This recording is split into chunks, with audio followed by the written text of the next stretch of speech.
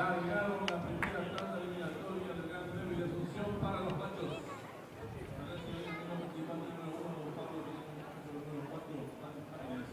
La tercera ubicación se desempeña el 5, Blue Marlin, el número 6, República. La quinta ubicación lo hace el número 3, Pine Runner. El personal se desempeña en 2 vivo. Los competidores van a comenzar a enfrentar el juego sin variantes con el número 1, don Pablo, hacia el camino. Lo hace con medio cuerpo de ventaja ahora sobre el número 5, Blue Marlin. Tercero se desempeña el competidor número 3, Pine Runner. En la comunicación mejorada por la ubicación número 4, Van Happiness. Quinto se desempeña en el cuerpo número 6, República Marcha número 2, vivo de los competidores. De la primera etapa eliminatoria para los machos se apretan